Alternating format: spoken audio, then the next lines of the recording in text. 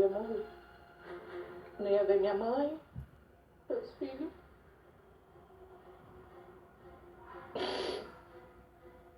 Diante de tanto desespero, a jovem de 23 anos carrega apenas uma certeza.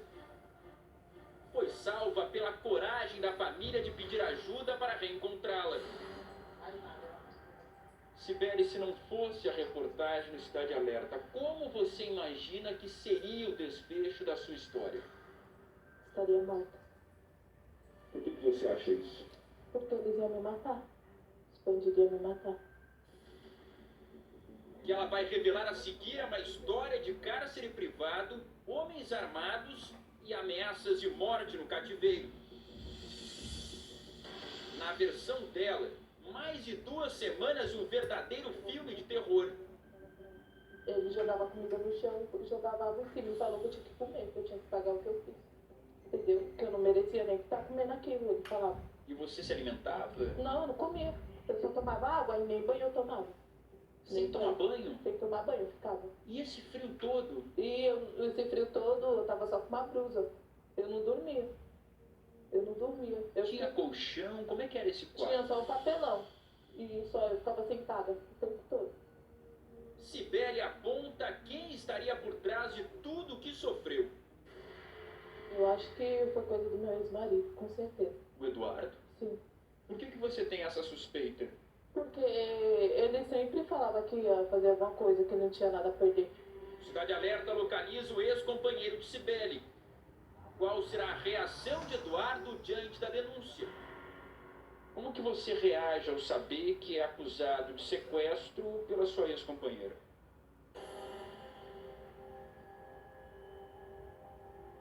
O que mais intrigava a família é que a Sibeli havia deixado em casa o único documento dela, a carteira de trabalho. A jovem tinha perdido o RG há bastante tempo.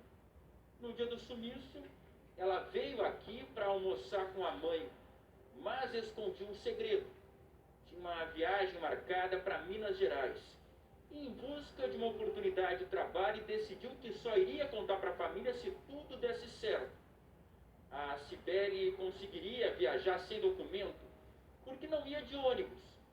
Ela tinha marcado uma carona para um aplicativo e o ponto de encontro com o motorista foi justamente na rodoviária de São Paulo, onde na versão da Sibeli ela foi abordada por um homem armado e levada para o cativeiro.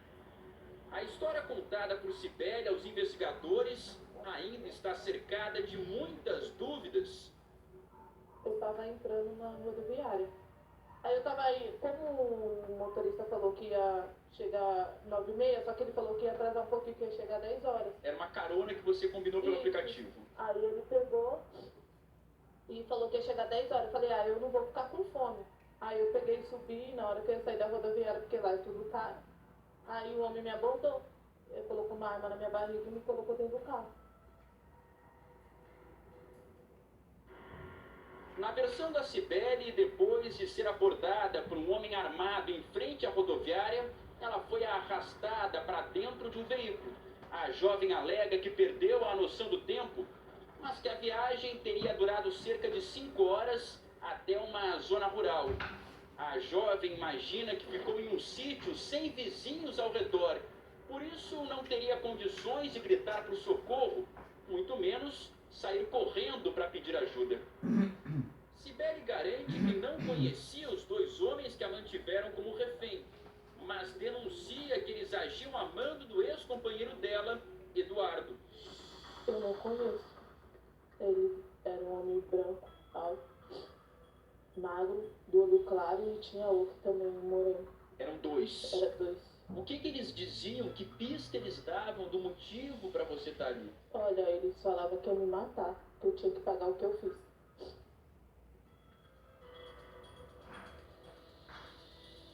Foi a irmã de Sibeli quem tomou a frente nas buscas pela jovem e não encontrou no ex-cunhado o apoio que esperava. Pelo contrário, ela acredita que Eduardo agia para dificultar a procura por Sibeli. As evidências apontam para ele porque ele estava muito preocupado, entendeu? E em todo tempo, quando ela sumiu, ele falava assim, ah, mas ela não tá morta. Ela não tá, vocês não tem que procurar ela no ML nem no hospital. Como se soubesse Como onde se ela ele estava. soubesse onde ela estava. E ele falava assim pra gente, ah, vocês vão encontrar a Sibeli, mas vocês vão encontrar ela numa situação pior do que a primeira. A Sibeli agora tem medo de sair de casa. Se sente uma prisioneira mesmo depois de ter sido liberada do cativeiro. O receio é que o ex-companheiro dela sabe exatamente onde mora a família. Ao longo dos 3 anos de relacionamento, por diversas vezes, ele veio até aqui para fazer ameaças contra a Sibeli, os 2 filhos dela de outros relacionamentos e até a sogra. Dizia que se a Sibeli realmente se separasse, a mãe dela pagaria com a própria vida. Só que o que mais intriga a família é que depois da reportagem no Cidade Alerta, ele procurou a irmã para dizer que não queria nem a polícia, nem a imprensa cuidando do sumiço da ex-companheira. Então, o tempo todo dele, a preocupação dele era a polícia e a Cidade Alerta. Todo o tempo. Ele não queria... Ele não queria que tivesse polícia, ele não queria que tivesse reportagem, ele não queria que tivesse nada. Sibeli carrega na pele as marcas do que alega ser o resultado do relacionamento com Eduardo. Uma queimadura na barriga, ferimentos no antebraço e no rosto. Ele tinha filme de tudo, celular, rede social, tudo. Tudo era motivo dele me bater, tudo. Ser agredida? Sim, eu tenho cicatriz no meu corpo, eu tenho hematoma. O Cidade Alerta entrou no caso no início do mês, quando a mãe da jovem procurou nossa equipe para pedir ajuda. Quero achar ela viva, só isso, entendeu? Ou viva ou morta, eu quero achar ela pra mim, dormir assim, em paz não, né? Que vai ser triste pra mim, mas eu quero achar minha filha. Sibeli, se não fosse a reportagem no Cidade Alerta, como você imagina que seria o desfecho da sua história? Eu acho que se não fosse a reportagem ficar em cima, eu estaria morta hoje. Porque o homem falou, moiô, tá no jornal, eu nem sabia da reportagem. Ele falou, moiô, tá no jornal. Sentido que complicou, que caiu a casa. Aí ele falou que tinha que me liberar. Depois da reportagem, Sibeli finalmente entrou em contato. Ela alega que foi liberada em uma rodovia e que precisou pedir carona para chegar a São Paulo. Foi a irmã quem a recebeu depois de combinarem um ponto de encontro por telefone. Eu fui buscar ela na estação Conceição, né? No começo, assim, ela ficou meio assim traumatizada, não quis conversar muito, né? Mas depois ela falou realmente o que tinha acontecido. Mesmo depois de voltar para casa, a Sibeli tinha medo de contar tudo o que havia passado no cativeiro. Ela chegou aqui visivelmente transtornada, bem mais magra. A família insistiu tanto que a Sibeli começou a revelar como foram os dias de horror no cativeiro. Ao ouvir o relato, a irmã não teve dúvidas. Era preciso procurar a polícia. Na delegacia, a Sibeli apresentou o nome do ex-companheiro. Apontou ele como suspeito. No mês de maio, ela já havia registrado um boletim de ocorrência contra ele por violência doméstica. Foi a primeira denúncia. Mas, segundo ela, ao longo de 3 anos de relacionamento, foram vários ataques. O abraço das irmãs está longe de representar uma nova fase. Elas ainda se sentem presas a tudo que aconteceu nas últimas semanas. Qual você acredita que foi o seu erro? Meu erro foi ter me envolvido com pessoas perigosas. Erro de ter me envolvido com uma pessoa que eu não conhecia ela muito bem, entendeu? Apesar dos anos Apesar de dos anos, sim. Porque, falta de aviso não foi. Quando o Cidade Alerta entrou no caso, o ex-companheiro não foi localizado.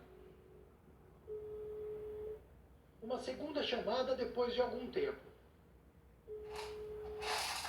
Uma terceira tentativa e nada.